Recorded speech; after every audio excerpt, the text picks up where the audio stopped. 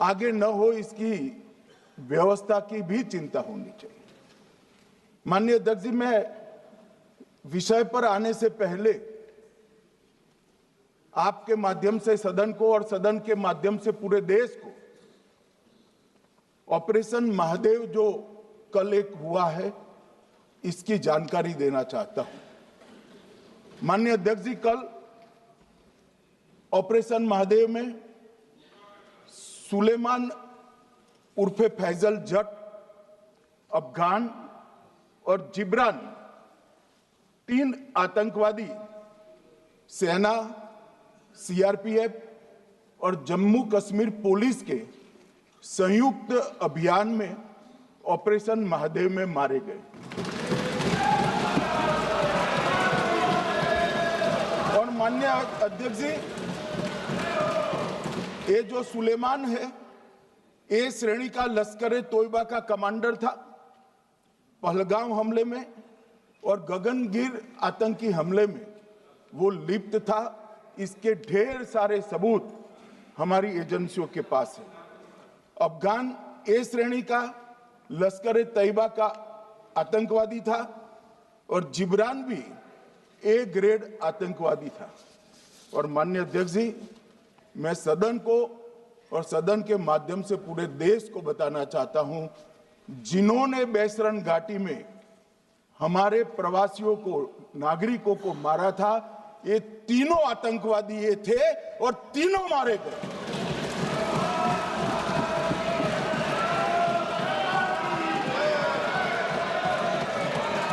और मान्यवर, मैं आज इस सदन के माध्यम से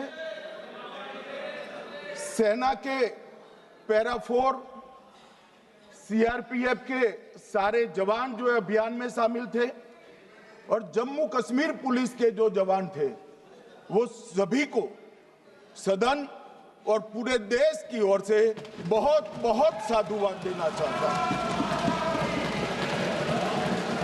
माननीय अध्यक्ष जी, मैं इस ऑपरेशन महादेव के बारे में थोड़ा डिटेल में बताना चाहूंगा। ऑपरेशन महादेव की शुरुआत 22 मई 2025 को, एक प्रकार से तो जिस दिन हत्या हुई थी उसी दिन रात को 22 मई 2025 को हुई। जिस दिन हत्या हुई थी उसी दिन रात को एक सुरक्षा मीटिंग की गई थी जम्मू कश्मीर में। ये पूछ रहे थे, कोई गए नहीं, सिर्फ राहुल गांधी गए। अब आपकी आंख कौन से चश्मे से देख रही है मुझे मालूम नहीं। माननीय अध्यक्ष जी, 1 बजे हमला हुआ, मैं 5:30 बजे श्रीनगर में उतर चुका था। माननीय अध्यक्ष जी, अरे सुनो सुनो, मैं बताता हूँ ना 22 में, सुनो ना प्लीज, धैर्य रखकर सुनो। हमने आपको नहीं टोका है, सुनना पड़ेगा भाई, ऐसे नहीं चलेगा। माननीय अध्यक्ष जी, नहीं, पर बैठे बैठे मत बोलिए आप भी। माननीय अध्यक्ष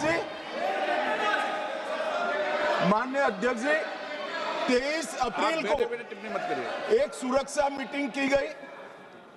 सभी सुरक्षा बल, सेना, CRPF, BSF, Jammu Kashmir police, और सबसे पहले उसमें निर्णय किया गया कि जो नृशंस हत्यारे हैं वो देश छोड़कर पाकिस्तान भाग न पाए, इसकी हमने पुख्ता व्यवस्था की और भागने नहीं। 22 मई को आईबी के पास एक ह्यूमन इंटेल आई और एक क्षेत्र के अंदर, दाची गांव क्षेत्र के अंदर आतंकवादियों की उपस्थिति की सूचना मिली।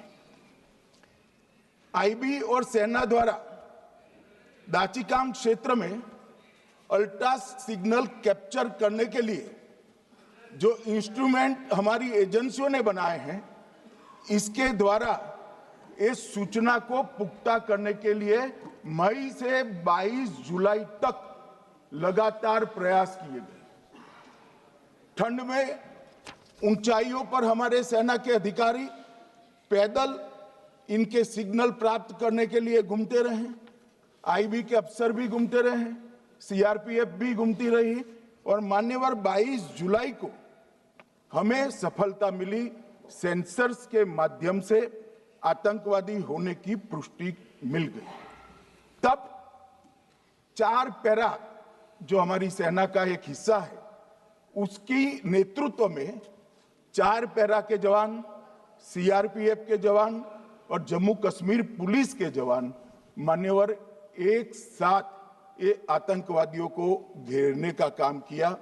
सेना, सीआरपीएफ, जम्मू कश्मीर पुलिस की मीटिंग भी की गई। जो 5 ह्यूमन एसेट्स थे उनको भी वहां भेजा गया और कुल मिलाकर कल जो ऑपरेशन हुआ, इसमें हमारे निर्दोष नागरिकों को मारने वाले तीनों आतंकी मौत के घाट उतार दिए। मान्यवर, तीनों के नाम मैंने बताए हैं, सुलेमान उर्फे फैजल जट, अफगान और जिब्रान। मान्यवर, वो तो एक आशंका थी कि यही लोगों ने घटना की है, मगर मैं बाद में एनआईए की जांच पर आता हूं, एनआईए ने पहले से ही इनको जिन्होंने आसरा लिया था वो लोगों को गिरफ्तार कर रखा था, उनको खाना पहुंचाने वाले लोगों को अपने कब्जे में रखा था। तो जब आतंकवादियों के शव श्रीनगर आए, इनसे पहचान कराई गई। 4 लोगों ने पहचान लिया, यही 3 लोग थे जिन्होंने पहलगांव में आतंकी घटना को। मगर हमने इस पर भी भरोसा नहीं किया मान्यवर, कोई जल्दबाजी नहीं की। हमने जो आतंकी घटना स्थान से कारतूस मिले थे, वो कारतूस का एफएसएल रिपोर्ट पहले से करा कर रखा था और चंडीगढ़ सेंट्रल एफएसएल के अंदर बैलिस्टिक रिपोर्ट के आधार पर उनका रिपोर्ट तैयार था। जब ये कल आतंकवादी मारे गए, इनकी 3 राइफलें पकड़ी गई। एक M9 अमेरिकन राइफल थी और 2 AK-47 राइफल थी। जो कारतूस मिले थे वो भी M9 और AK-47 के भी थे, मगर हमने इससे भी संतोष नहीं माना। ये राइफलों को एक विशिष्ट विमान के द्वारा कल रात को 12 बजे चंडीगढ़ पहुंचा गया और पूरी रात फायरिंग कर इसके भी खाली खोखे जनरेट किए गए। 2 खोखों का मिलान किया गया, राइफल की नाली और निकले हुए खोखों का भी मिलान हो गया। तब ये तय हो गया कि इन्हीं 3 राइफलों से हमारे निर्दोष नागरिक मारे गए। और मान्यवर, आज मैं सदन को बताते हुए बहुत खुश हूं। मोदी जी ने ऑपरेशन सिंदूर कर आतंकवादियों को जिन्होंने आतंकवादियों को भेजा था, उनके आकाओं को जमीन में मिलाने का काम किया था। सेना और सीआरपीएफ ने वो आतंकवादियों को भी समाप्त कर दिया। और मान्यवर,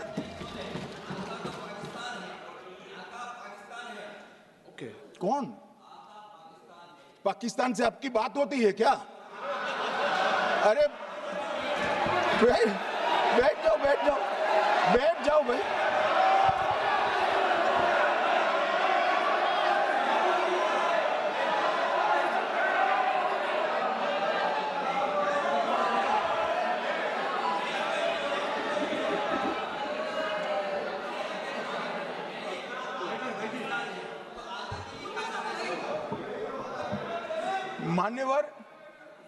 मान्यवर, मैं बताता हूं कैसे इनके आका मारे गए, वो भी नाम के साथ बताता हूं, जगह के साथ बताता हूं, घंटे, मिनट और सेकंड के साथ